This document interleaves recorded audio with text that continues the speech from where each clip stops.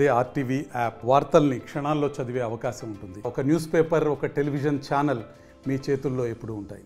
Mahabub Nagar municipality గత 2 రోజులు 3 రోజుల కిందట కూడా మున్సిపల్ కౌన్సిలింగ్ సమావేశం నిర్వహించారు. ముఖ్యంగా మహబూబ్ నగర్ మున్సిపాలిటీ పలు అభివృద్ధి కార్యక్రమాలు కూడా ప్రతిపాదన తెలియజేశారు. ముఖ్యంగా పాలమూరు పట్టణాన్ని సుందరీకరణ నిధిని కూడా కౌన్సిలర్ కూడా తీర్మానం చేసే పరిస్థితి కనిపిస్తుంది. ప్రస్తుతం మన దగ్గర మున్సిపల్ చైర్మన్ ఆనంద్ గౌడను మిగతా విషయాలను అడిగే ప్రయత్నం చేద్దాం. అన్న చెప్పండి, గత 2-3 రోజుల కింద కూడా కౌన్సిలింగ్ సమావేశం ఏర్పాటు చేశారు. మహబూబ్ నగర్ పట్టణాన్ని అభివృద్ధిగా దిశగా తీసుకోవడానికి ప్రతిపాదన చేశారు. దీనిపైన ఎంత బడ్జెట్ పెట్టారు? దాదాపుగా మహబూబ్ నగర్ పట్టణ ప్రజలందరికీ నమస్కారాలు. 2024లో ఫిబ్రవరి నుంచి కూడా చైర్మన్గా ఎన్నికైనప్పటి నుండి ఈరోజు వరకు 11 నెలలు గడుస్తూ ఉన్నది.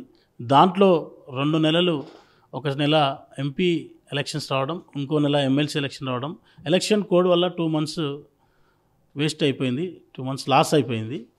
ఆ 9 నెలల వ్యవధిలో ఉన్న దాంట్లో 5 కౌన్సిల్ పెట్టాం ఇప్పటివరకు. మేము దాదాపుగా 100 crores చేంజ్ ఇప్పటి వరకు, 100 కోట్ల చిల్లర ఇప్పటిదాకా 100 కోట్లకు పైన ఈరోజు వరకు వర్క్స్ అన్నీ కూడా కౌన్సిల్లో పెట్టడం జరిగింది. అంటే డెవలప్మెంట్స్లో భాగంగా అభివృద్ధి పనులను ఏదైతే రోడ్లు కానీ, డ్రైన్లు కానీ, సంబంధించిన హైమాస్ట్ లైట్లు కానీ, బోర్లు కానీ, వాటన్నిటికి కూడా 100 కోట్లకు పైన ఈరోజు వరకు పెట్టాం.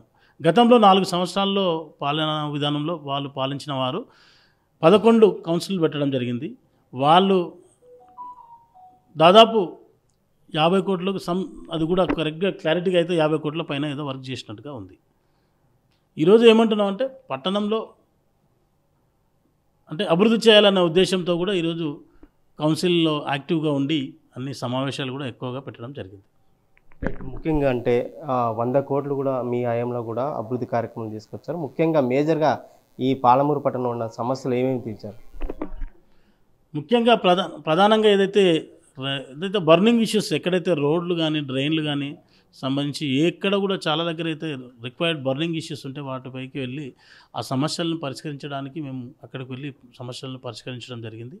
రోడ్లు దాదాపుగా ఇంకా చాలా దగ్గర కూడా మహబూబ్నగర్ చాలా పెద్దదిగా విస్తరించి ఉంది.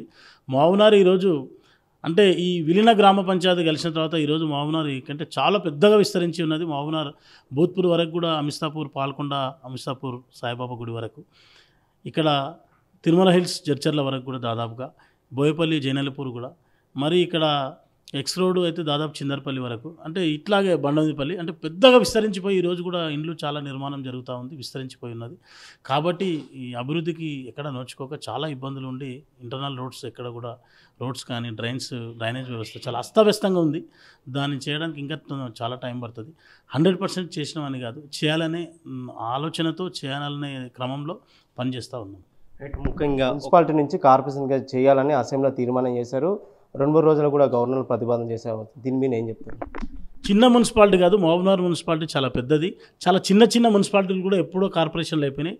మరి ఎందుకు ఇప్పటివరకు కార్పొరేషన్ కాలేదో కానీ మన గౌరవ ఎమ్మెల్యే గారు వారి కృషితోన, మన సీఎం రేవంత్ రెడ్డి గారి వారు నిజంగా కూడా మహబూబ్నగర్ మీద ఉన్న ప్రేమతోన, ఆయన ఉన్న ఇక్కడ ఉన్న అభిమానంతో కూడా ఆయన కార్పొరేషన్ చేయడం, అంటే దానికి కూడా కొన్ని కండిషన్స్ ఉంటాయి కదా. అంటే 3 lakhs పాపులేషన్స్ పైన ఉంది మన దగ్గర, చాలా పెద్దగా విస్తరించి ఉన్నది. అన్ని విషయాల్లో కూడా కార్పొరేషన్కి ఎలిజిబిలిటీ ఉన్నా కూడా ఇప్పుడు మున్సిపాలిటీ నుంచి అప్గ్రేడ్ చేయడం, కార్పొరేషన్గా కావడం చాలా సంతోషం.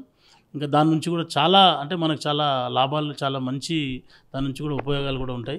ఈరోజు వాటి నుంచి సెంట్రల్ ఫండ్స్ కానీ అంటే డెవలప్మెంట్స్కి చాలా, అంటే కార్పొరేట్ స్థాయిలో అంటే కూడా చాలా దానికి సంబంధించిన ఫండ్స్, సెంట్రల్, స్టేట్ ఫండ్స్ అన్ని వివిధ రకాలు కూడా అభివృద్ధికి చాలా కూడా ఇన్ని రోజులలో అభివృద్ధికి నోచుకోకపోయినా ఇప్పుడు ఖచ్చితంగా అభివృద్ధికి చాలా మంచి అడుగు పడ్డదని కూడా మేము అనుకుంటున్నాం. ముఖ్యంగా 2024కి సంబంధించింది చివరిగా మీరు మహబూబ్ నగర్ మున్సిపాలిటీ కౌన్సిలర్ చైర్మన్గా ఉండబోతున్నారు. రేపు రాబోయే రోజు కూడా కార్పొరేషన్గా అయిపోతుంది కదా, దీని మీద ఏం చెప్తారు? అదే చెప్తున్నాను కదా, చైర్మన్గా ఉన్నాం అంటే చైర్మన్గా ఉండడం అంటే చైర్మన్ ఉండడానికి అంటే ఈరోజు ఈ మహబూబ్నగర్ పట్టణంలో పుట్టి ఈయన్నే పెరిగి ఈయన్నే చదువుకొని ఈయన్నే ఉన్నాం కాబట్టి ఈ మహబూబ్నగర్ పట్టణానికి ఒక నిజంగా కూడా అందరి మా కౌన్సిలర్ల వారి సహకారంతో, వారు బలపరచడంతో ఈరోజు మేము చైర్మన్ కావడం జరిగింది. అలాగే ప్రజలందరూ కూడా ఆశీర్వాదం, దేవుడి దయ వల్ల ఈరోజు మేము కావడం జరిగింది. దానికి న్యాయం చేయాలి, నిజంగా ఇచ్చిన దానికి న్యాయం చేయాలి. ఈరోజు దానికి మనం సరైన న్యాయం చేయాలి అని చెప్పేసి మా మహబూబ్నగర్ పట్టణానికి సేవ చేసుకునే భాగ్యం నాకు కలిగిందనే ఆలోచనతో ఈరోజు మేము కూడా పొద్దున్న నుంచి రాత్రి వరకు కూడా మాకు చేతనైన విధంగా కూడా ఎక్కడ సమస్యలను కూడా వెళ్ళి మేము దాన్ని పరిష్కరించడానికి కూడా మేము ప్రజల ముందుకు వెళ్తూ ఉన్నాం. అలాగే కార్పొరేషన్ అవుతుంది. కార్పొరేషన్ కావడం వల్ల మన పట్టణం అభివృద్ధి చెందుతుందన్న ఒక సంతోషం కూడా నా మనసులో ఉంది. Thank you.